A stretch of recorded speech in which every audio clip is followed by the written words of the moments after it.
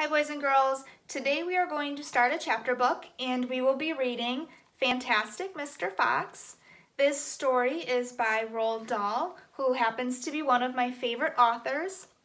He is known for goofy, outrageously funny stories, and I hope you enjoy it as much as I did. Chapter 1 is called The Three Farmers. Down in the valley there were 3 farms. The owners of these farms had done well. They were rich men. They were also nasty men. All 3 of them were about as nasty and mean as any men you could meet. Their names were Farmer Boggis, Farmer Bunce, and Farmer Bean.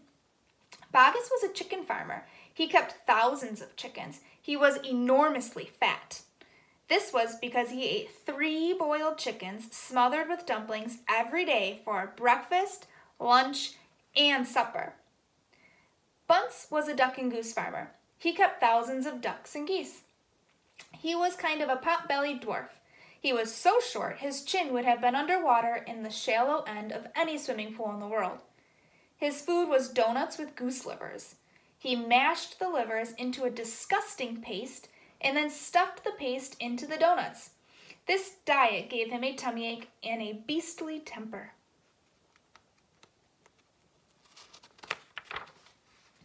Bean was a turkey and apple farmer. He kept thousands of turkeys in an orchard full of apple trees. He never ate any food at all. Instead, he drank gallons of strong cider, which he made from the apples in his orchard. He was as thin as a pencil and the cleverest of them all. Boggis and Bunce and Bean, one fat, one short, one lean. These horrible crooks, so different in looks, were nonetheless equally mean. That is what the children around used to sing when they saw them. And that was chapter 1. Chapter 2 is called Mr. Fox. On a hill above the valley there was wood. In the wood there was a huge tree. Under the tree there was a hole. In the hole lived Mr. Fox and Mrs. Fox and their 4 small foxes.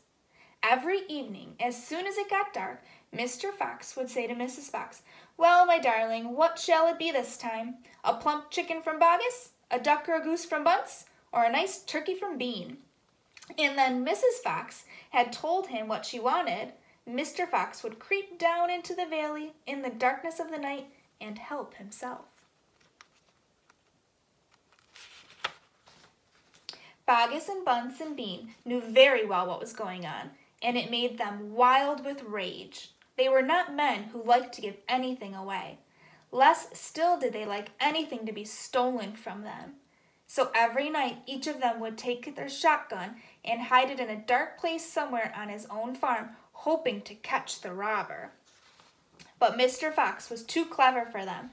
He always approached a farm with the wind blowing in his face, and this meant that if any man were lurking in the shadows ahead, the wind would carry the smell of that man to Mr. Fox's nose from far away.